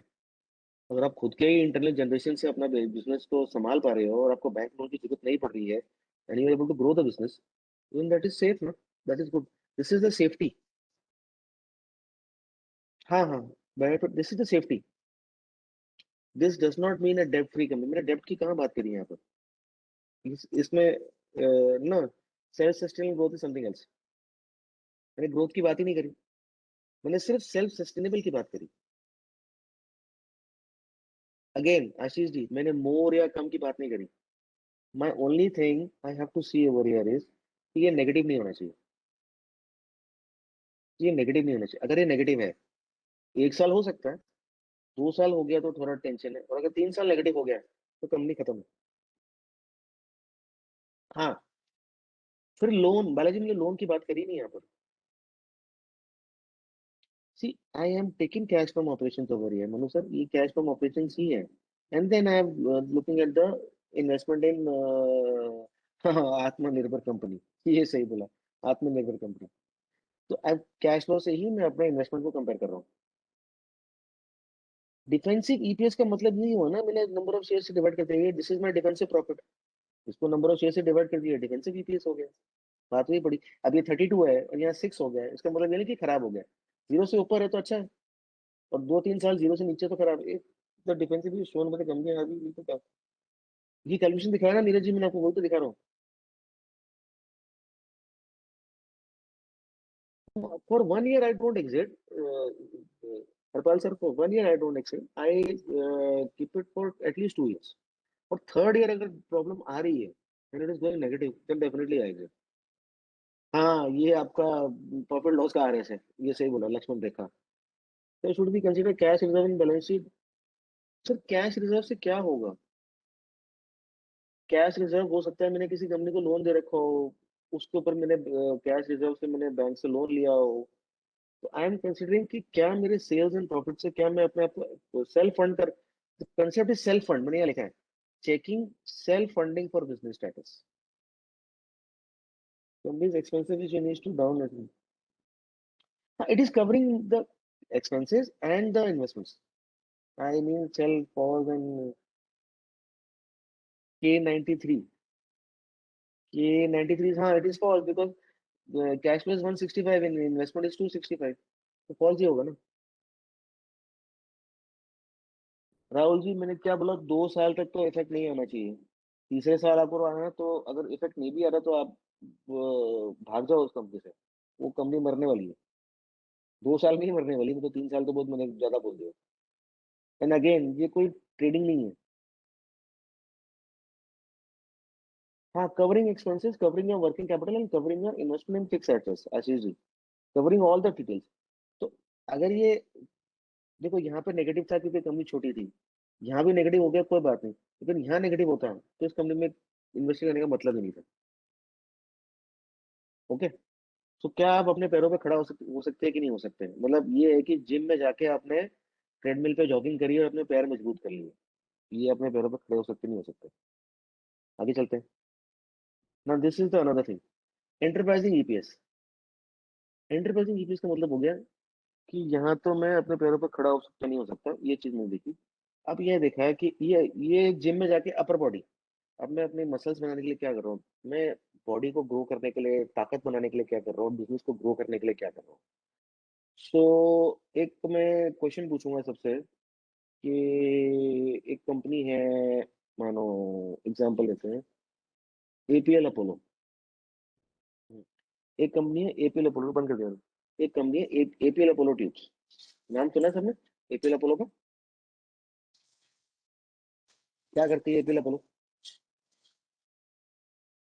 Steel tube pipes बनाती है। ठीक है। अभी रिसेंटली एपीएल अपोलो ने क्या किया कि अमिताभ बच्चन को ब्रांड एम्बेसडर बना दिया। पता है आप लोगों को, एपीएल अपोलो ने अमिताभ बच्चन को ब्रांड एम्बेसडर बना दिया। अमिताभ बच्चन जी जो है वो एक सदी के महानायक है। नहीं पता, चलो कोई बात नहीं, पता चल। सदी के महानायक हैं। और अमिताभ बच्चन जी के आपने ऐड देखे होंगे एपीएल अपोलो के टीवी में आते हुए, राइट? एग्जाम्पल बता रहा हूँ मैं, कोई इसमें नहीं। तो आपको पता चला कि अमिताभ बच्चन जी एपीएल अपोलो की मार्केटिंग कर रहे हैं। तो प्रॉफिट लॉस के अंदर क्या होता है कि ये प्रॉफिट लॉस स्टेटमेंट, कंपनी जितना भी पैसा सेलिंग एंड डिस्ट्रीब्यूशन में खर्च करती है, यहाँ डेटा नहीं है, कोई ग्लिच है, जितना भी पैसा सेलिंग एंड डिस्ट्रीब्यूशन में खर्च करती है कंपनी, ठीक है, तो वो खर्चा यहाँ डाल देती है, राइट? और ये खर्चा हमारे सेल्स और प्रॉफिट और ऑपरेटिंग प्रॉफिट से कम हो जाता है हमारे नेट प्रॉफिट पे आने से पहले। ठीक है। तो कंपनी ने अमिताभ बच्चन जी को कॉन्ट्रैक्ट दिया साल भर का, और साल भर में उनको मानो 20 करोड़ रुपए दिए या 10 करोड़ रुपए दिए ऐड करने के लिए, जो भी दिए। तो साल खत्म होने से पहले मानो जनवरी के महीने में, फरवरी के महीने में, मार्च के महीने में वो ऐड बार बार आ रहा है या अलग अलग ऐड आ रहे हैं, तो क्या एपीएल अपोलो का बायर केवल उसी साल में प्रोडक्ट लेगा, अगले साल नहीं लेगा? सोचने की बात है। मानो 2019 में प्रोडक्ट खरीद रहा है, तो क्या वो 2020 में नहीं खरीदेगा? लेकिन जो मैंने जो वो सेलिंग एंड डिस्ट्रीब्यूशन का खर्चा किया, ब्रांड एम्बेसडर का या कोई भी ऐसे कंपोनेंट्स का, वो तो मैंने सारा का सारा उसी साल में खर्चा दिखा दिया बुक्स में। ठीक है। 102 crore का खर्चा किया इसने 2014 में। तो क्या ये 100 कैन बी amortized? मैं वही बोलना चाहता, it can be amortized, but your profit and loss will not allow you to amortize that expense. It will put a pressure on you to expense that expense. मतलब expense का मतलब होता है कि उसी साल में खर्चा आपको दिखाना पड़ेगा और अपना प्रॉफिट कम करना पड़ेगा। amortize क्या होता है कि थोड़ा थोड़ा मैं 2-3 साल में इसको बांट दूं, जिसको नहीं पता। Yes, they can capitalize the expense, मैं वही कहना चाह रहा हूँ, but it is not allowed by Indian laws. Inder Mohan ji, you are right in saying, वो उसको कैपिटलाइज भी कर सकते हैं, पर वो कैपिटलाइज होने नहीं देते हैं। लेकिन अगर अमिताभ बच्चन जी को ये पैसा दिया, तो आने वाले साल, 2 साल 3 साल तक तो लोगों के दिमाग पे वो इफेक्ट रहेगा, और उनके जो ऐड किए उन्होंने या जो भी खर्चा किया, उससे सेल्स अगले 2-3 साल तक आती रहेगी। हाँ कि नहीं? ऐसा तो नहीं उसी साल सेल खत्म हो जाएगी। दूसरी चीज, मैंने एक एनुअल रिपोर्ट खोल के रखी है यहाँ पर। दूसरी चीज, रिसर्च एंड डेवलपमेंट। कोई फार्मा कंपनी है, केमिकल कंपनी है, कोई भी कंपनी है, वो कुछ केमिकल या कोई दवाई या कोई एपीआई बनाती है काम करके, तो वो आपके रिसर्च एंड डेवलपमेंट का जो 2-3 साल लग जाते हैं, तो क्या वो दवाई 1 साल तक ही बिकती है या वो केमिकल 1 साल तक ही बिकता है, कि उसमें हर साल 2-3 साल 4 साल 5 साल में रिपीटेड सेल्स आती है, कि 1 साल में सेल्स खत्म हो जाती है? आती है ना रिपीटेड सेल्स। लेकिन वो नहीं, लाइफ टाइम तो नहीं आती। लेकिन उसका जो खर्चा है, जिस साल में वो पूरा होता है, उसी साल में खर्चा हमारे को बुक्स में दिखाना पड़ता है। Selling distribution expenses and research and development cost. Over period में खर्चा हमारे को लॉस अलाउ नहीं करते हैं, हमको हमारे को उसी साल में वो खर्चा दिखाना पड़ता है। अगर आपको ये दोनों पॉइंट समझ में आ गए हैं, तो यही मेरा एंटरप्राइजिंग ईपीएस है। नाउ मैंने क्या किया है यहाँ पर, ये मेरे सेलिंग एंड डिस्ट्रीब्यूशन एक्सपेंसेस है। यहाँ कुछ फिगर होगा जो अपन ने नहीं दिया होगा, मान लेते हैं यहाँ पर अगेन 110 मान लेते हैं जस्ट फॉर एग्जाम्पल। और ये मेरे कुछ आर एन डी कॉस्ट है। नाउ स्क्रीनर आपको आर एन डी का डेटा नहीं देगा, ये आपको इंडिविजुअल एनुअल रिपोर्ट्स में, इंडिविजुअल रिपोर्ट्स में जाके निकालना पड़ेगा। फॉर एग्जाम्पल, ये आर एन डी का डेटा है। The company has spent 2,235 lakhs during the year under review on R and D. ठीक है, तो मेरे को ये एक डेटा मिला है यहाँ से कि 2,235 का मतलब हो गया 22 करोड़ 35 लाख हो गया। Am I right in saying 22 crore 35 lakh हो गया? तो I will have to put this data year 22.35। तो आप देखेंगे ये सेल अपडेट हो जाएगा। तो these are my selling and distribution expenses. ये मैंने बाकी के आप एक तरीका बता दिया कि आर एन डी आपको कहाँ से मिलेगा।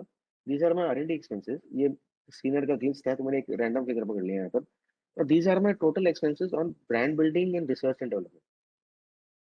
आपको लगता है कि ये अगर एसेट हैवी बिजनेस है और इसको जल्दी जल्दी लोग भूल जाएंगे और इसकी सेल्स 2 साल या 3 साल से ज्यादा नहीं मिलेगी, तो I have depreciated all these expenses on a 3 year period.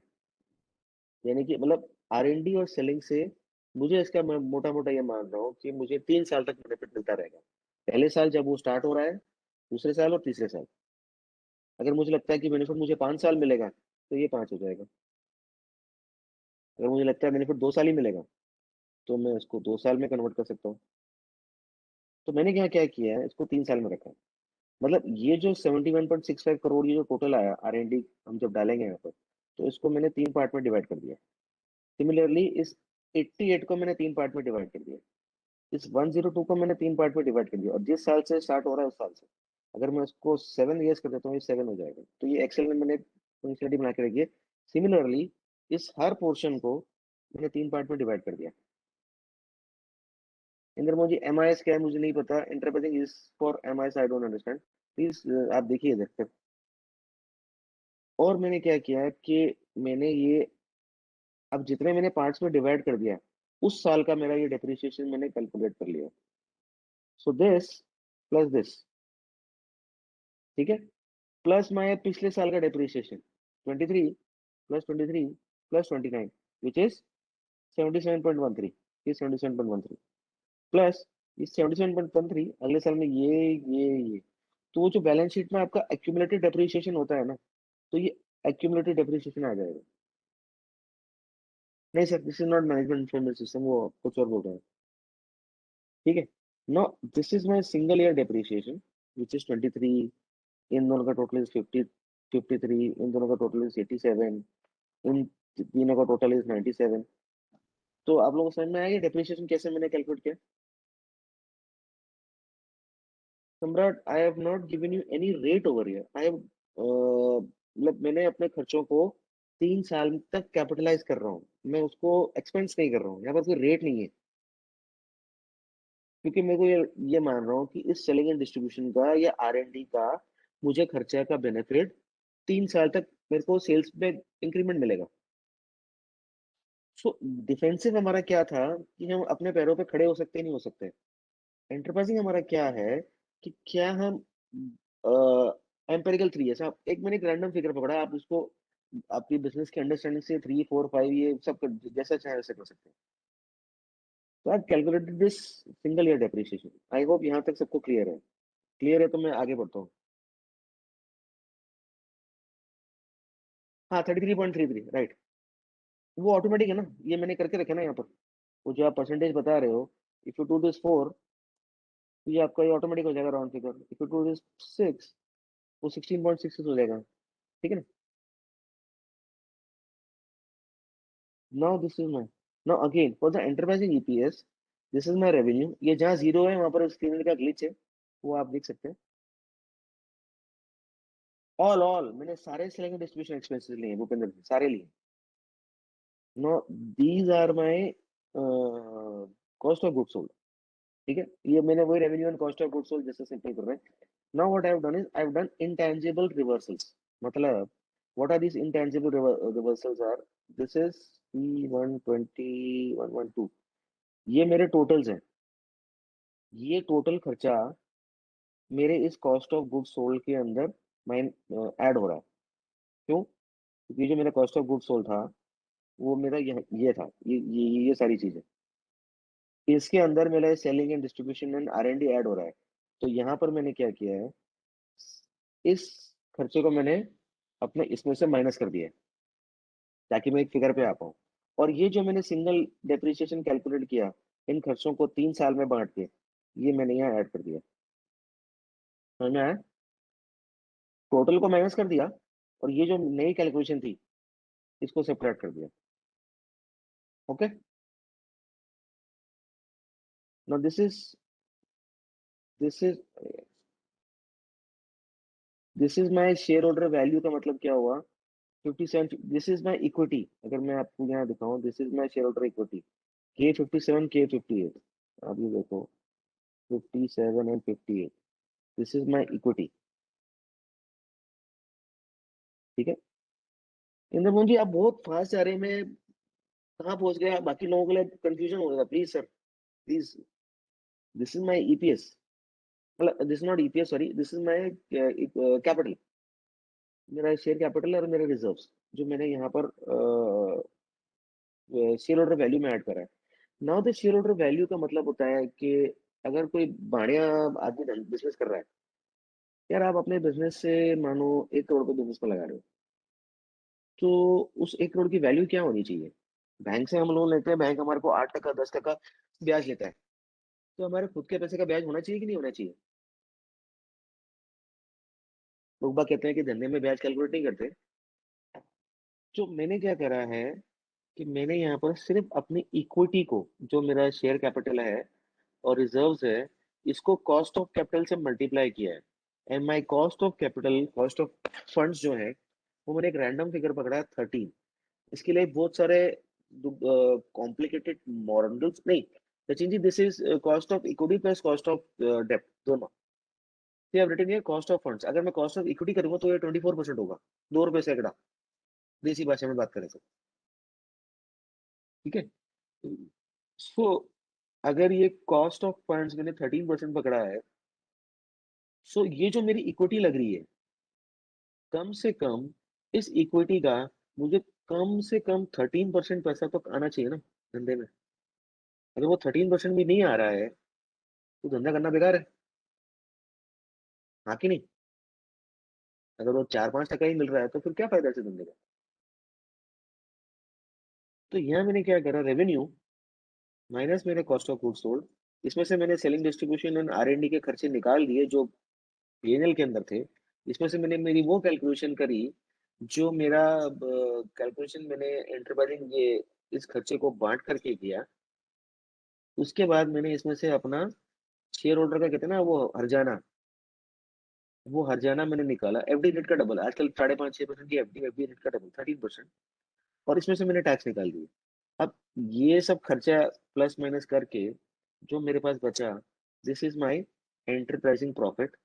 And इसको अगर मैं नंबर ऑफ शेयर से बांट देता हूँ, this is my enterprising EPS. आप लोग 2 मिनट के लिए देख लो, कोई डाउट हो तो मेरे को पूछ लो।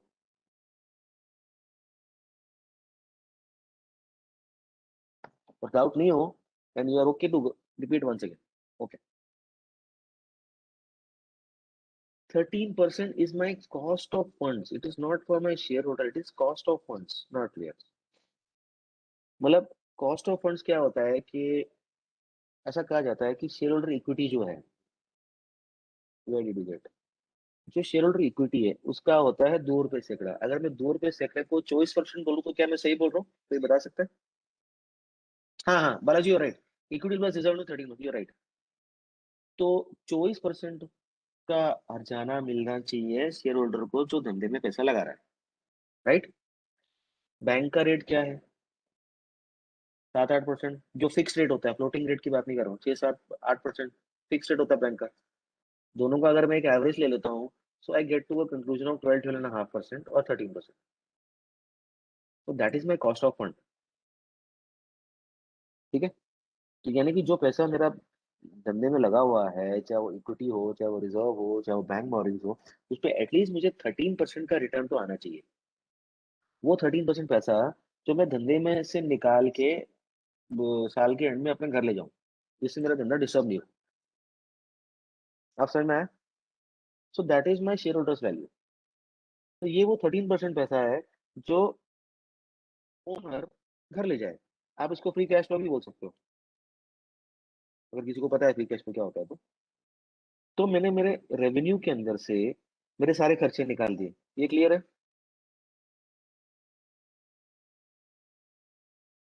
ठीक है। इस सारे खर्चे निकालने के बाद अब आप देखो, ये जो खर्चे हैं मेरे, तो गाइस थोड़ा सा चैट एक मिनट धीरे करते हैं, मैं वो बता रहा हूँ। ये जो वो नाम पे मत जाओ, मैंने क्या नाम रखा, ये जो सारे खर्चे हैं मेरे, ये वाले खर्चे, ये रॉ मटेरियल चेंज इन, ये सारे खर्चे जो मैंने हाईलाइट कर रखे हैं, ये जो सारे खर्चे हैं मेरे, इसमें मेरा सेलिंग एंड एडमिन एक्सपेंस भी जुड़ा हुआ है, इसमें मेरा R&D का एक्सपेंस भी जुड़ा हुआ है। राइट और no? Just right yes or no. इसमें मेरे सारे खर्चे जुड़े हुए हैं।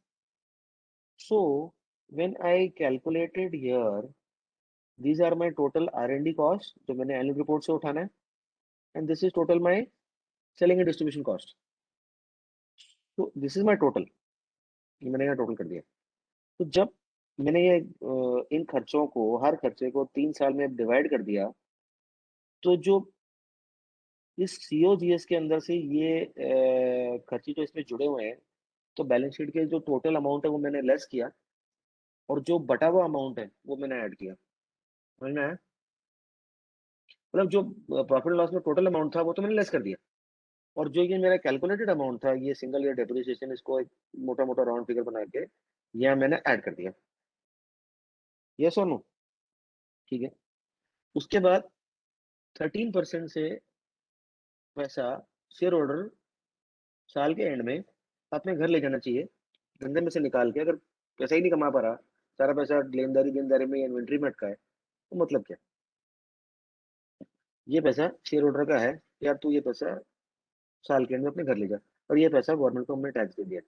तो इस सेल्स में से मेरे खर्चा, add back my selling and distribution and R&D cost, reduce my calculated R&D, and ये 3 साल में जो मैंने एक वो कैपिटलाइज किया, वो चीज, उसके बाद मेरे शेयर होल्डर की value, and now comes my taxes, and this comes my enterprising profit.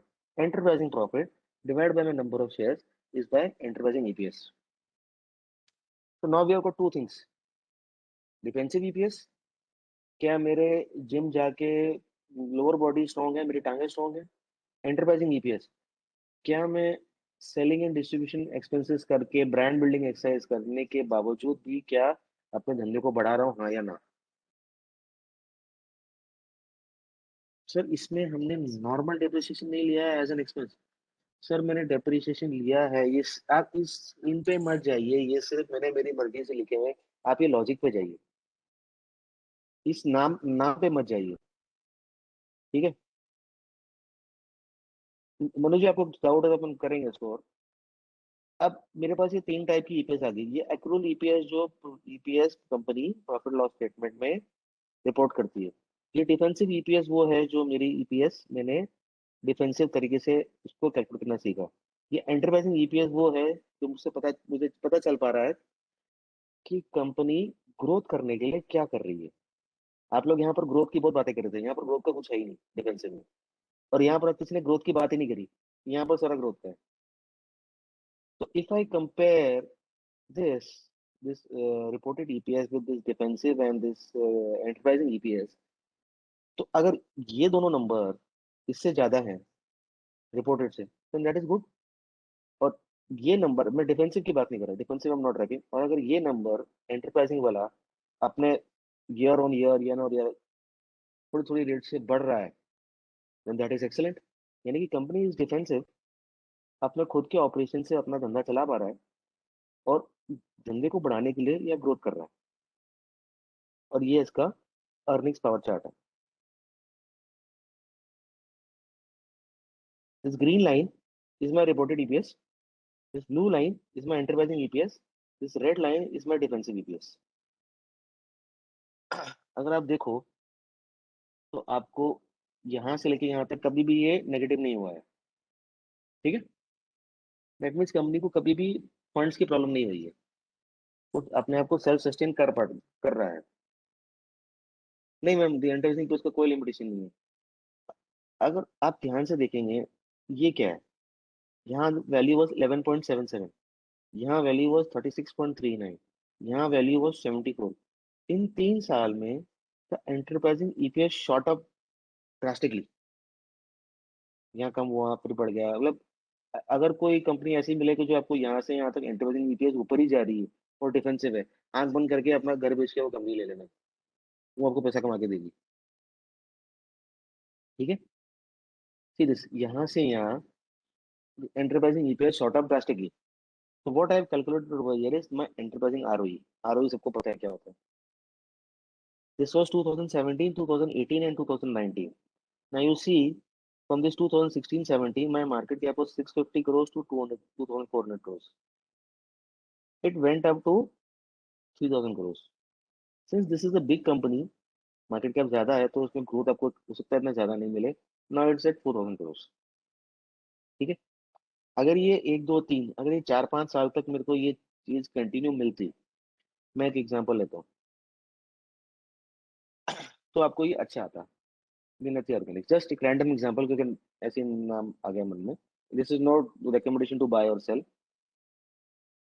ये रहा आपका, और यहाँ पर हमारे को करंट लायबिलिटीज डालनी पड़ेंगी।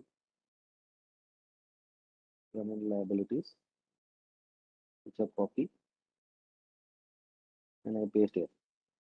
एंड अगेन मेरे को यहाँ आर&डी डालना पड़ेगा। R and D I have to get from the company. Again I am taking 3 years and everything same. Now see,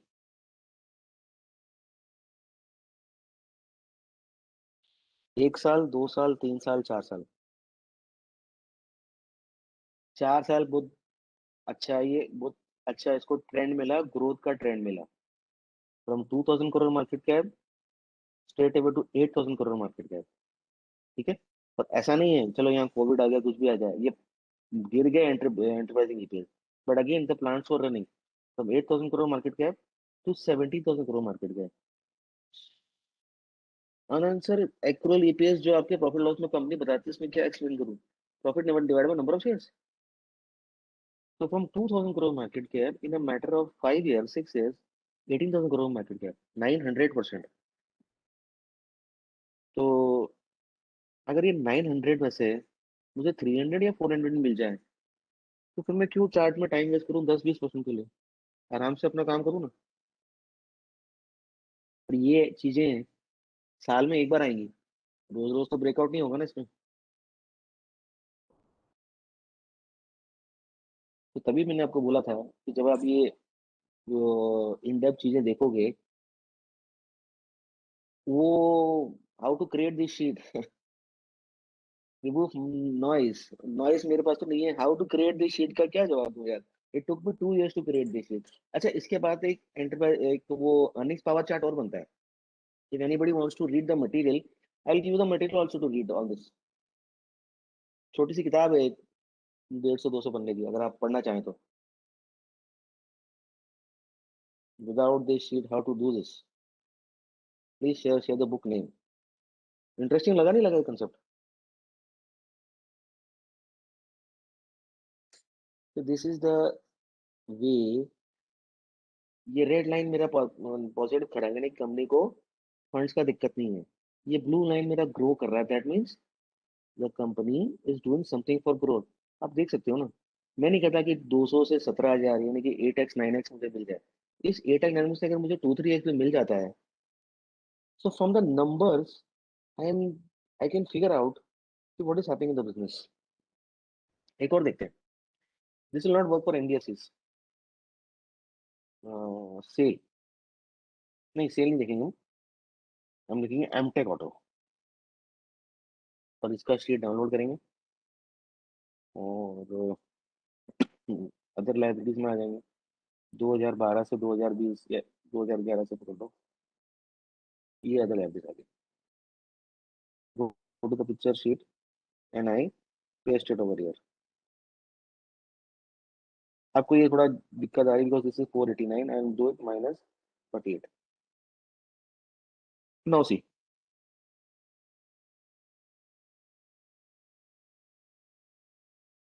now see Vini sir, asset light, asset heavy, मोटी पतली लंबी छोटी कैसे भी करनी है।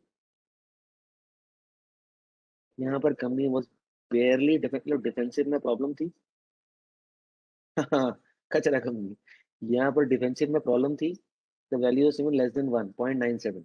यहाँ मेरी वैल्यू क्या थी, ये डिफेंसिव की, ये 0, और यहाँ मेरा नेगेटिव था। सो 2011 12 13, 11 12 13, ठीक है। 3 साल तक मेरे को ये गड़बड़ आ गई, और ये चौथे साल में भी गड़बड़ आ गई 2014। And this enterprise EPS suddenly went negative 2011 से 2015। क्या होगा इस कंपनी में? 2011 में मेरा मार्केट कैप था 3,800 करोड़। यहाँ मेरा मार्केट कैप था 14 में 4,400 करोड़। मार्केट गिरा नहीं है अभी, और आज इस कंपनी का मार्केट कैप है 68 करोड़। अगर मैं 11 12 13 14 बिना इस कंपनी को पढ़े तो आपको इसका चार्ट दिखाऊं 2006 से, ये लगभग यहाँ 11 12 13 14 लगभग यहाँ 200 रुपये का प्राइस, उसके बाद भी ये प्राइस ऊपर गया था, तो ये 200 रुपये के प्राइस से आज ये प्राइस 0 है। सिर्फ ये एक सिंपल सा एक्सरसाइज करके अगर मुझे ये फिल्ट्रेशन प्रोसेस मिलता है कि ये जो, आप ट्राई करो अंदर जी, अगर आपको हो सकता है स्क्रीन में तो मेरे को भी बताना। अगर ये जो सिंपल प्रोसेस से मुझे ये समझ में आता है कि ये कंपनी में साला लफड़ा है, why to waste my time on this? Why to even go and study? Why to even go and look at the chart of this? और कोई कंपनी लेते हैं रैंडमली, आप लोग बताओ कौन सी लूं रैंडमली, कोई भी। I take Relaxo. Relaxo again process वही है। और स्क्रीनर को मेल करो यार, ये करंट डायबिटीज दिया करे तो कैलकुलेशन थोड़ी इजी हो जाएगी। बाप रे बाप रे, इतने लोग इतनी कंपनियां, मैं पागल हो जाऊंगा। ये ना, डोंट फॉरगेट कि ये R&D कॉस्ट भी मुझे डालना है, ये R&D cost. See this, see this, see this, see this. क्या, चलो ये तो कोविड है, इसको ये तो अनयूजुअल ईयर है। क्या एक साल भी 2013 से 2020 तक इस कंपनी को पैसे की प्रॉब्लम थी? क्या ये ग्रोथ करने के लिए कुछ कर रहा था कि नहीं कर रहा था? ये ग्रोइंग ट्रेंड्स जो है कर रहा था ना? तो आप देख लो ना, तो हम 360 करोड़ मार्केट क्या है, पूरा मार्केट कैप 27,000 करोड़। कितना एक्स हो गया? 100x, 9x, 100x होना सर। 80 90 में तो एक मोटा मोटा फिगर बोला। तो क्या एक सिंपल सा चार्ट देख के, एक सिंपल सी चीज देख के, क्या हम कचरा कंपनीज को, भंगार कंपनीज को मतलब रिजेक्ट नहीं कर सकते अपना टाइम बचाते हुए? This saves lot of time. और ऐसी कंपनीज को देख सकते हैं, हो सकता है कि यहाँ पर कंपनी का 2-3 हजार, 4 हजार, 10 हजार जो भी हो, मार्केट कैप आगे जाके और बढ़ जाए। मैं आपको एक एग्जांपल और दिखाना चाहता हूँ। लेट्स टेक एशियन पेंट्स, कि सबको पता है एशियन पेंट्स बहुत अच्छी कंपनी है, दिखाने की जरूरत ही नहीं है। Let's take Asian Paints, this is the bluest of bluest chip. Other liabilities, I'll copy this trade payables and I will put it over here. Yeah. R&D cost आप निकालना, मैंने अभी जीरो पकड़ रखा है। नाउ सी,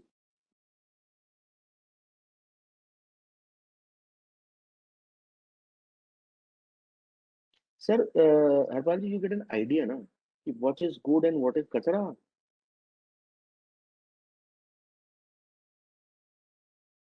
बोलने की जरूरत है क्या? अच्छा, फ्रॉम अ 50,000 करोड़ कंपनी, यहाँ पर तो कंपनी 50,000 करोड़ थी, it is gone up to 2,83,000 crore. ऐसा नहीं कि ये छोटी कंपनी या मिड कैप या स्मॉल कैप में काम करेगा, हर तरह की कंपनी में काम करेगा। एंड दीज एंटरप्राइजिंग ईपीएस, अगर आपको समझना है, तो ये मेरा रिपोर्टेड ईपीएस है। इससे जितना ज्यादा reported EPS was 10%, sorry 11.61, this is 39, 4 times. This is also 4 times, 27 का। जितना ज्यादा एंटरप्राइजिंग ईपीएस होगा, उतना ज्यादा कंपनी ग्रोथ में काम कर रही है।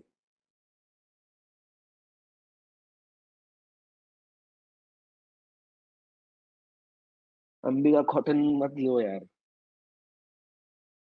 Ambika cotton, Ambika cotton. हम्म, ये आपका अंबिका कॉटन।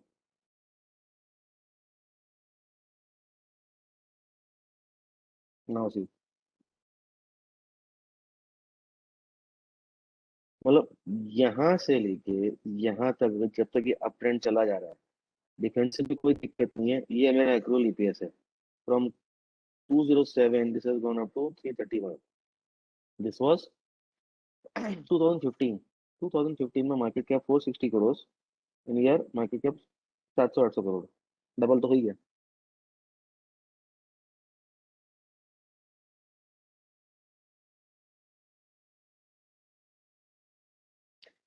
तो पॉइंट ये नहीं है कि मैं सारी कंपनीज खोल खोल के आपको दिखाऊं।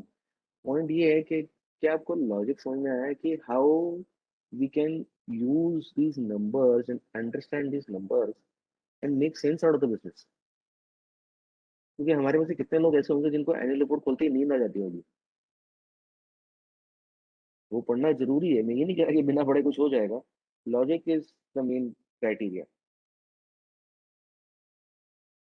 यार डॉक्टर आबिद, स्टॉक एज मैं कोई एफिलिएटेड नहीं हूँ किसी से, I am individual investor.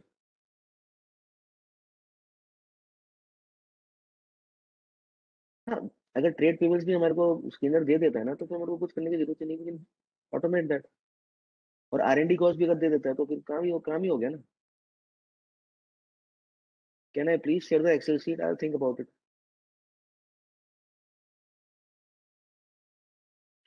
So the question I want to ask every one of you, क्या हमने आज कुछ नया सीखा?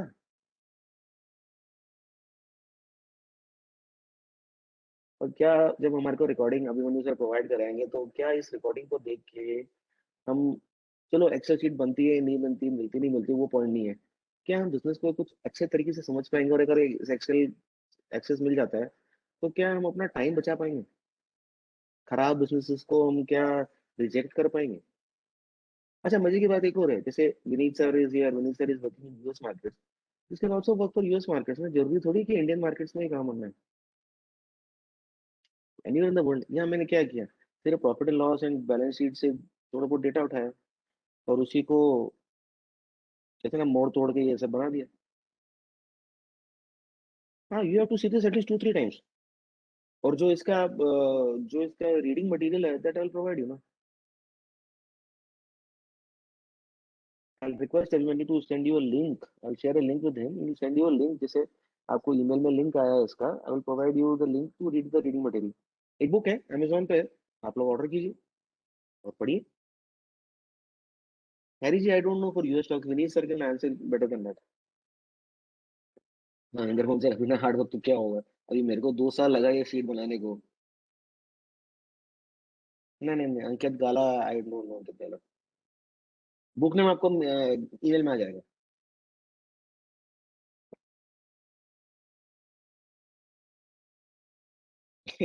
तीन टाइम देखोगे तो हो पाएगा।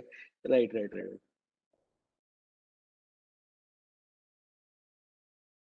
So guys, this was all to it. Enterprising EPS, defensive EPS, and accrual EPS. And as promised, I will be sharing this Excel model with every one of you. तो आप लोगों को चिंता करने की जरूरत नहीं है, आप लोगों को ये शीट मिल जाएगी। एंड मैं ये नहीं कहता कि दिस इज 100% परफेक्ट, एंड थोड़ा टाइम मुझे देना पड़ेगा। I will share this excel model with you. आप अपना स्क्रीनर पे उसको अपलोड करें, ट्रेड लायबिलिटीज डालें और R&D काउंट्स डालें अपना टेम्पलेट से, और जोन सी मर्जी कंपनी को चाहे यूज करें।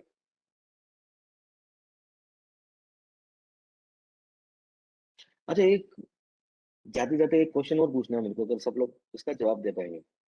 आपको क्या लगता है ये सब मॉडल्स बनाने के लिए, मैं कह रहा हूँ कि मुझे, चलो ये शीट तो काफी एक्सपेंसिव है, मुझे 2 साल लगा होगा, अगर मैं शीट के लिए चार्ज करूँ तो मुझे कितना चार्ज करना चाहिए? जस्ट एज एज फन, मेरा कोई इंटेंशन है नहीं चार्ज करने का, एज फन क्या होना चाहिए? लाफेबल। क्या बात है यार, इतने सारे पैसे कमा लिए मैंने।